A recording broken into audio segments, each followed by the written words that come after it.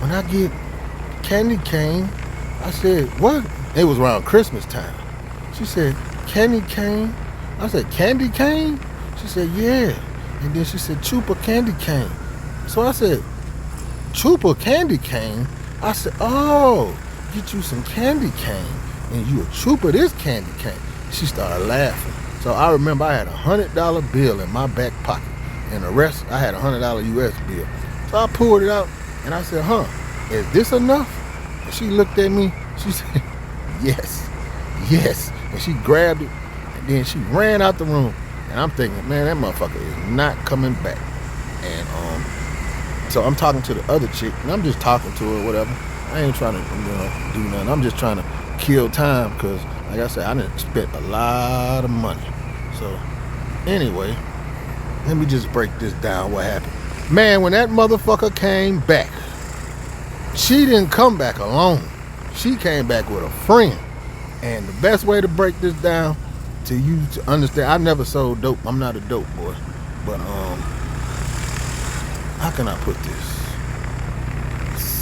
Cinnamon butter is, what it'll be? It's 30 reais for a gram. So that's $6 in our money.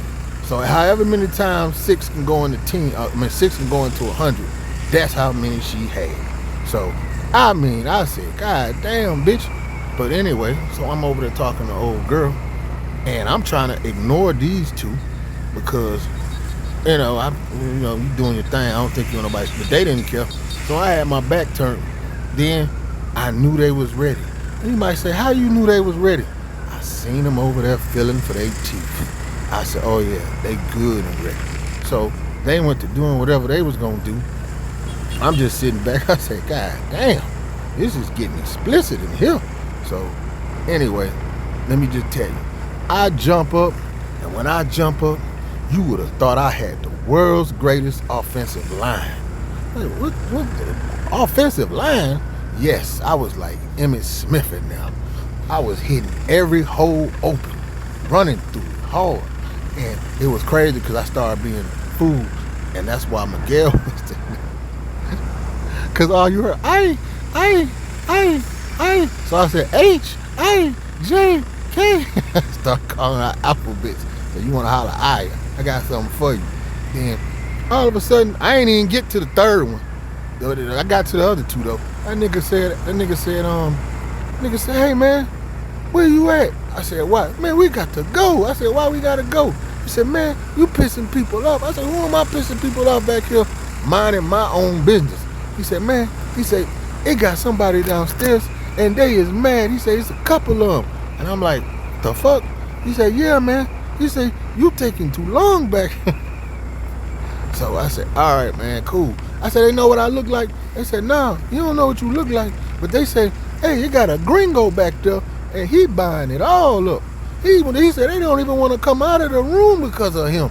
I said, oh, okay. And I said, damn, I didn't know that. But anyway, that nigga said, I said, well, go downstairs, man. And he had that bike. I said, crank that motherfucker up, bro. And I took off, I remember I had a jersey on. I took off my jersey and I threw it on the couch or somewhere. I had a white t-shirt on. And the thing about it is, I be trying to, blend in. I don't want people looking at me all crazy. So I threw it down and I proceeded. I said, man, when you get downstairs, I said, man, fuck that. Call me. And I said, be moving.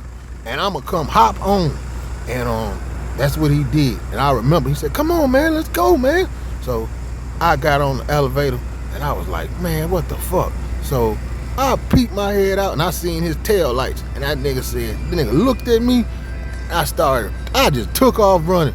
And I don't know what them niggas was saying, but I seen them niggas looking. I just took off running. And I remember I jumped on the back of that bike. And I swear, if you would have saw me and him on that bike, the way I was holding on to him when he was taking off, you would have thought we was lovers. I was holding on to him so tight, I ain't had no helmet on. And he was like, man, you crazy, man. You be tripping. I said, nah, bro, I ain't do nothing. But like I said, I was over there doing all that.